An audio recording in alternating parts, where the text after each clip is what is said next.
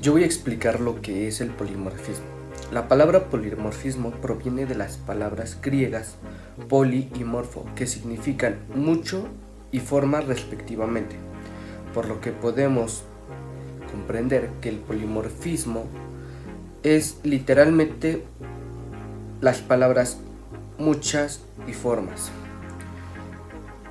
Este se encuentra relacionado con el comportamiento de los objetos, por lo que podemos definir a un objeto polimorfo como aquel objeto que posee varias formas de comportarse o, siendo más específicos, múltiples maneras de hacer diversas cosas.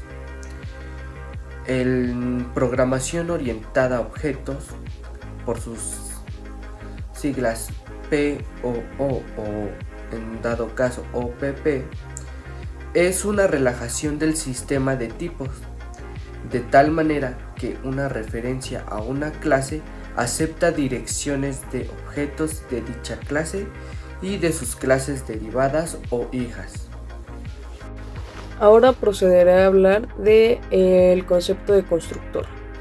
Los constructores de una clase tienen un rol especial que cumplir. Su responsabilidad es poner cada objeto de esa clase en un estado adecuado para que pueda ser usado una vez que haya sido creado. Esta operación se denomina inicialización. El constructor inicializa el objeto en un estado razonable. Cuando se construye un objeto es necesario inicializar sus variables con valores. También cabe resaltar que un constructor es un método perteneciente a la clase que posee unas características especiales, las cuales voy a pasar a mencionar. En primer punto tenemos que se llama exactamente igual que la clase.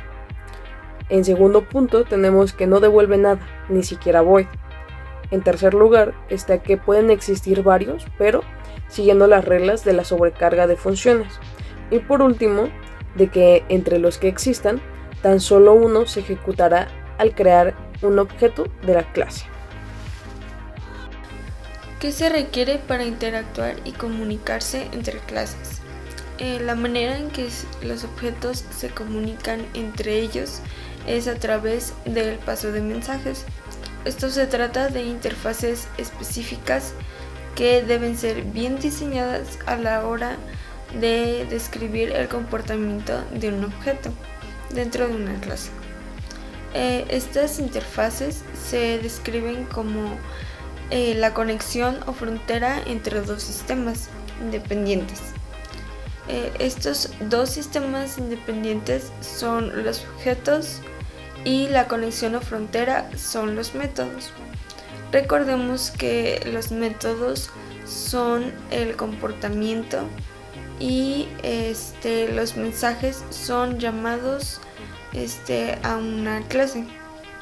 La función de las interfaces es recibir uno o más datos, ya sea un número, una letra o inclusive una estructura de datos como un arreglo, y también generar una respuesta pues simplemente hacer algo internamente por consecuencia de la indicación por parte de otro objeto. Ahora voy a hablar del concepto de herencia. Es un mecanismo para compartir automáticamente métodos y datos entre clases, subclases y objetos. La herencia nos permite definir una clase como una extensión de otra. Permite crear nuevas clases introduciendo variaciones con respecto a su clase padre. Hay dos tipos de herencia, la herencia simple y la herencia múltiple. La herencia simple consta de una subclase que puede heredar datos y métodos de una clase simple, así como añadir o sustraer ciertos comportamientos. La herencia múltiple es la posibilidad de adquirir métodos y datos de varias clases simultáneamente. Las subclases pueden considerarse como una clase que se puede extender hacia otra clase, heredando todos los campos y los métodos de la superclase, creando una jerarquía de clases. Pero, ¿qué es una superclase? Una superclase podría considerarse como una clase que se extiende por otra clase, teniendo todos sus atributos y métodos en común, los cuales se comparten.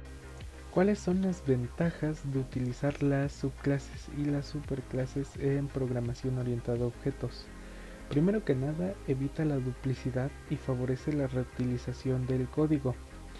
Y con esto, bueno, ya se está ahorrando tiempo, obviamente, en crear un código nuevo específicamente, y ya simplemente aquí con esto, pues reutilizas el código y no se duplica.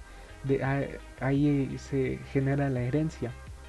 Obviamente con esto también facilita el mantenimiento de aplicaciones, se pueden cambiar las clases que se utilizan en el programa fácilmente. También facilita la extensión de las aplicaciones. Puedes crear nuevas clases a partir de otras ya existentes. También los objetos pueden ser construidos a partir de otros objetos similares. Obviamente que para que esto ocurra ya necesitas tener una clase base, y que incluso esta clase base puede formar parte de una clase todavía más amplia. También la clase derivada o pues sí, la nueva clase, por así decirlo, hereda el comportamiento y los atributos de la clase base. Gracias a esto, pues también es común que se le añada su propio comportamiento a esa clase o se modifique pues el comportamiento heredado.